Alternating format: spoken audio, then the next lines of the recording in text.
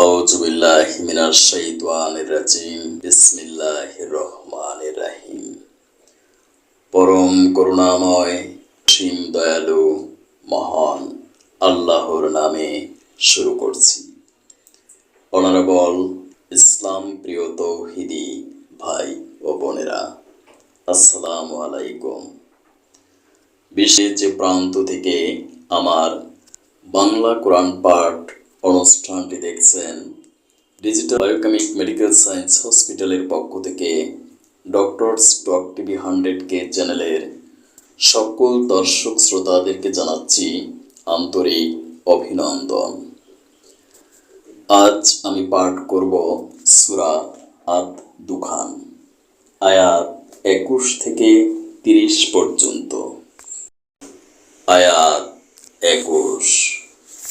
যদি তোমরা আমার উপর ঈমান না আনো, তাহলে তোমরা আমার কাছ থেকে দূরে থাকো। আয়াত 22।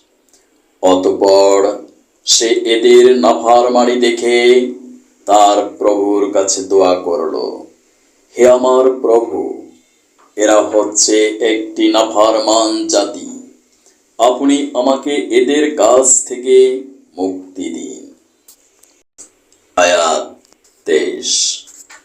আমি বললাম, আপনি আমার বান্দাদের সাথে করে রাতে রাতে এ জনপদ থেকে বেরিয়ে পড়ুন, সাবধান থেকো, ফিরআউনের পক্ষ থেকে কিন্তু তোমাদের পঞ্চতাবন করা হবে। আয়াত 24।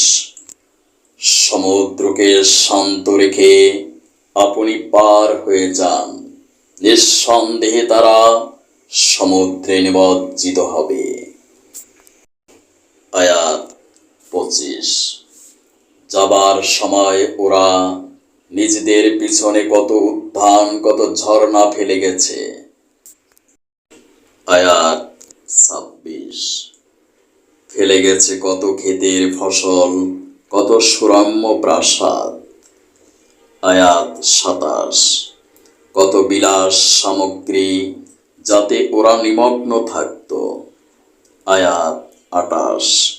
এভাবেই আমি আরেক জাতিকে এসব কিছুর উত্তরাধিকারী বানিয়ে দিলাম। আয়াত 29।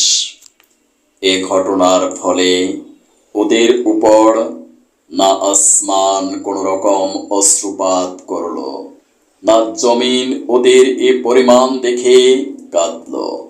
শাস্তি আসার পর তাদের আর কোনো সুযোগই দেওয়া হলো না। আয়াত 30। আমি অবশ্যই বনী ইসরায়েলদের অপমানজনক শাস্তি থেকে উদ্ধার করেছি। সাবধান হও বিশ্ববাসী, এ কোরআন অবশ্যই মহান আল্লাহ পাকের পক্ষ থেকে অবতীর্ণ। এ কোরআনে যা কিছু বলা হয়েছে সব কিছু ইউনিভার্সাল ট্রুথ।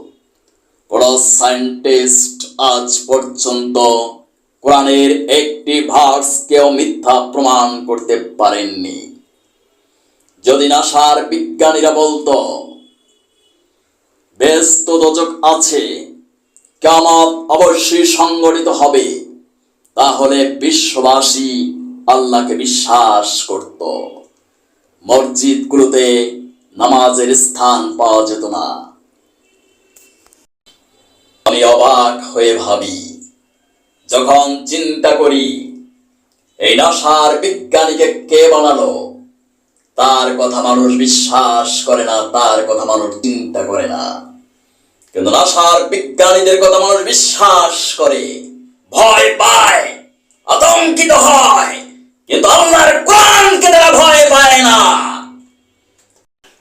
আমি বিনীত বাক্যে বিশ্ববাসীকে অনুরোধ করছি, আপনারা মহান আল্লাহকে ভয় করে ব্যক্তির জীবনে কোরআন বাস্তবায়ন করে পারলৌকিক মুক্তি অর্জন করুন।